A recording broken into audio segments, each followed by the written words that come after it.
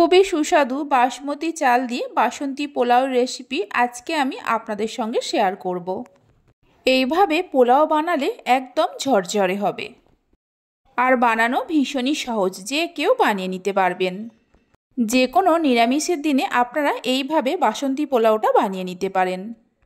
নমস্কার বন্ধুরা, রূপাস কিচেনে সবাইকে স্বাগতম। তাহলে চলুন দেখে নেওয়া যাক। শুরু থেকে শেষ পর্যন্ত দেখার জন্য আপনাদের কাছে অনুরোধ রইল। প্রথমে 1 কাপ বাসমতি চাল নিয়ে 2-3 বার জল বদলে বদলে ভালো করে ধুয়ে নেব। ওজন হিসাবে 200 গ্রামের মতো চাল আছে। একদম ঝরঝরে পোলাও বানাতে চাইলে যে কোনো বাটি বা কাপের মাপ করে চাল নিতে হবে। চাল ভালো করে ধুয়ে নেওয়া হয়ে গেছে। কিছুটা জল দিয়ে ভিজিয়ে 1 ঘন্টার জন্য রেখে দেব। 1 ঘন্টা পরে দেখুন চালগুলো ভালোভাবে ভিজে গেছে। এবার একটা ছাঁকনির মধ্যে চালের জলটা ঝরিয়ে নেব। চালের জলটা ঝরিয়ে নেওয়ার পর ছাঁকনির মধ্যে চালগুলোকে এইভাবে ছড়িয়ে রেখে দিয়ে গ্যাসের ওপর একটা কড়া বসিয়ে দেব। কড়ার মধ্যে দিয়ে দেব 2 চামচের মতো ঘি।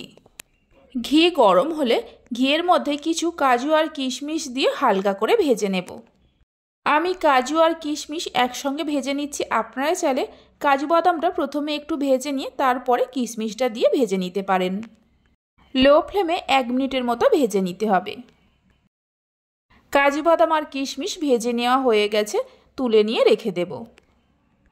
কাজু কিশমিশগুলো তুলে নেওয়ার পর ওই ঘিয়ের মধ্যে দিয়ে দেব 2-3টে এলাচ, 4-5টা লবঙ্গ, 6-7টা গোলমরিচ আর 2 টুকরো দারচিনি, 2টো তেজপাতা। এলাচ 3টেকে একটু ফাটিয়ে নিয়েছি। ঘিয়ের মধ্যে ফোড়নটাকে হালকা করে ভেজে নেব। 10-12 সেকেন্ডের মতো ভেজে নিলেই দেখবেন ফোড়নের থেকে সুন্দর গন্ধ বেরোতে শুরু করেছে। ঠিক সেই সময় জল ঝরিয়ে রাখা বাসমতি চালগুলো দিয়ে দেব। 1/2 চামচের থেকে একটু কম হলুদের গুঁড়ো দিয়ে দেব।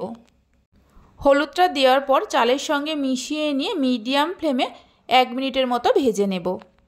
1 কাপ চালের জন্য 1/2 চামচের থেকে একটু কম হলুদ গুঁড়ো দিয়েছি। যদি চালের পরিমাণটা কম বেশি করেন তাহলে হলুদের পরিমাণটাও কম বেশি করে দিতে হবে।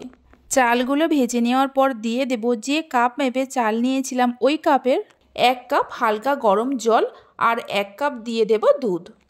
মানে যতটা চাল নেবেন তার ডবল জল আর দুধ মিশিয়ে দিতে হবে। দুধ না দিয়েও শুধুমাত্র জল দিয়েও পোলাওটা বানাতে পারেন। 1/2 ইঞ্চি আদাকে গ্রেট করে নিয়ে দিয়ে দেব।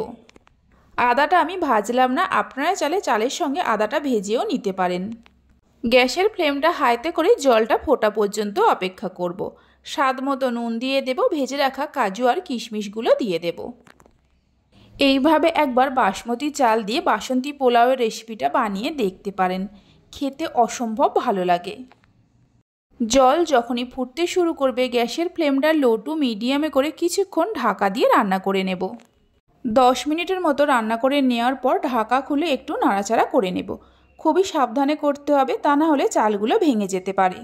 দেখুন পোলাওয়ের চাল কিন্তু 80% সেদ্ধ হয়ে গেছে। হালকা হাতে একটু নাড়াচাড়া করে নেওয়ার পর 1 চামচের থেকে একটু বেশি চিনি দিয়ে দেব। আপনারা পোলাওয়ের মধ্যে যেমন মিষ্টি খাবেন সেই মতো চিনিটা দিতে পারেন। আরও 1 চামচের মতো ঘি দিয়ে দেব। আপনারা চাইলে 2-3টে কাঁচা লঙ্কাকে চিড়ে নিয়েও দিতে পারেন। ঘি আর চিনিটা দেওয়ার পর মিশিয়ে নিয়ে গ্যাসের ফ্লেমটা একদম লোতে করে ঢাকা দিয়ে আরও মিনিট 4-5 সময় ধরে রান্না করে নেব। 5 মিনিট রান্না করে নেওয়ার পর ঢাকা খুলে দেখাচ্ছি। দেখুন পোলাওয়ের চাল ভালোভাবে সেদ্ধ হয়ে গেছে। তাও পোলাওয়ের মধ্যে হালকা একটু জলজলে ভাব আছে। হালকা হাতে একটু নাড়াচাড়া করে নেওয়ার পর গ্যাসের ফ্লেমটা বন্ধ করে দিয়ে আরও 5 মিনিটের জন্য ঢাকা দিয়ে রেখে দেব। তাহলেই দেখবেন পোলাওটা একদম ঝরঝরে হয়ে গেছে। এই পোলাও আমিষ নিরামিষ যে কোনো কিছুর সঙ্গে পরিবেশন করতে পারেন। খেতে ভীষণই ভালো লাগে। 5 মিনিট পরে দেখাচ্ছি। দেখুন পোলাওটা একদম ঝরঝরে হয়ে গেছে আর পোলাওয়ের কালারটা দেখুন কত সুন্দর হয়েছে। রেসিপি ভালো লেগে থাকলে অবশ্যই একটা লাইক করবেন, বন্ধুদের সঙ্গে শেয়ার করবেন। ভালো লাগলে চ্যানেলটি সাবস্ক্রাইব করে পাশে থাকা বেল আইকনটি প্রেস করবেন নতুন রেসিপির আপডেট পাওয়ার জন্য। দারুণ স্বাদের পোলাও আমাদের তৈরি হয়ে গেছে। তাহলে চলুন ভিডিওটা আমি এখানেই শেষ করছি। আপনারা সবাই ভালো থাকবেন, সুস্থ থাকবেন। ধন্যবাদ।